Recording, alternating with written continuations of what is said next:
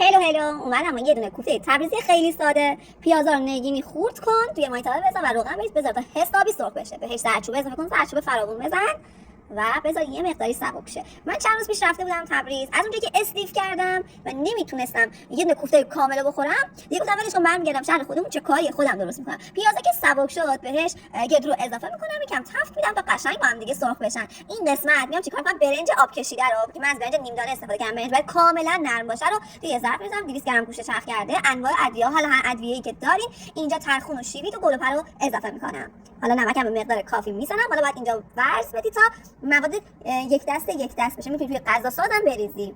من اینجا یه مقداری با دستم ورز میدم، بعد از گوشت و بقیه هم کمک میگیرم. حالا یه مقدار مواد رو ورز میدم که با این دستکشای پلاستیکی خیلی سخت کار کردن.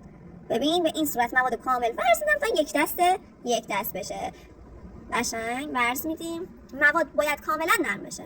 بعد اینجا از گوشت و برقی استفاده کردم که مواد کوفته کاملا چسبناک بشه. ببین قشنگ اینجا رو با گوشت و برقی یا غذا ساز فرق نمیکنه.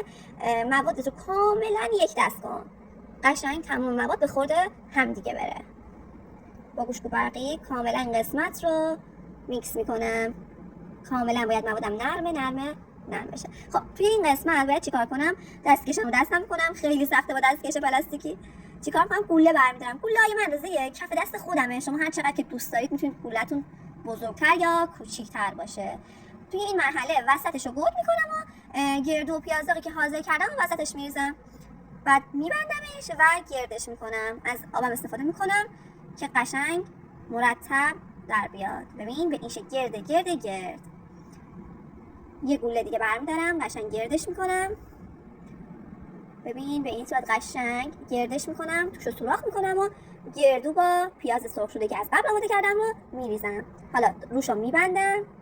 هر چقدر اگه با دست خودتون باشید خیلی راحت تره، میتونه از آبم کمک بگیرید که قشنگ یک دست بشه. هر چقدر این گوله این شکلی گردتر کنی، فشرده‌تر بشه، خیلی بهتر.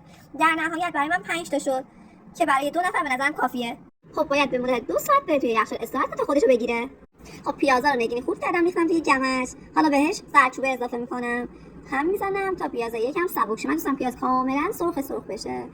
قشنگ هم میزنم که همه جای پیاز به زردچوبه آغشته بشه تا سرخ بشه. خب پیازا که کامل سرخ شد بهش 2 قاشق رب میزنم. ربم قشنگ هم میزنم که سرخ بشه، رنگش باز بشه. قشنگ ببین با صبر و حوصله این قسمت رو هم میزنم تا رنگ ربم کاملا باز بشه. ببین به این صورت یکم زمان بعد قشنگ سرخ بشه. زمانی که سرخ شد 2 لیوان آب بهش اضافه میکنم. 2 لیوان آب بهش اضافه میکنم. حالا شما به نسبت اینکه تعداد بیشتری باشه کمتر باشه این آب رو میتونید تنظیم کنید. ببین قشنگ هم میزنم تا یکم قوام بیاد و یه قلای ریزی سطح کارم بزنه. ببین توی این مرحله آلو به دلخواه اضافه میکنید، حتی توی برگ قیسی هم اضافه کنید. کاملا سلیقه‌ای هستش. درشو میذارم که قوام بیاد.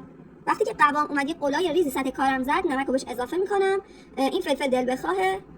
ببین به این صورت فلفل رو بهش اضافه کنم، بازش میکنم دیگه از درش کامل در نمیاد. دونه‌های فلفل بازش کردم. یکم هم میزنم.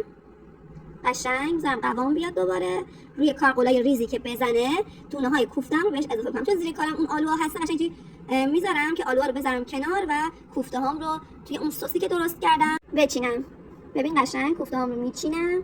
به این صورت زرشکم میریزم روش. کامل زرشکامو میریزم. ببین به این صورت کامل زرشکامو روی سطح کوفته ها میریزم و در آخرم باید از سسش با قاشق قشنگ ببین به این صورت روی کوفته ها بریزم. هر چند دقیقه یه بار این کارو باید تکرار کنی که قشنگ سس به خورد کوفته ها بره. ببین به این شکل درشو بذارم جا بیفته. نوش جان.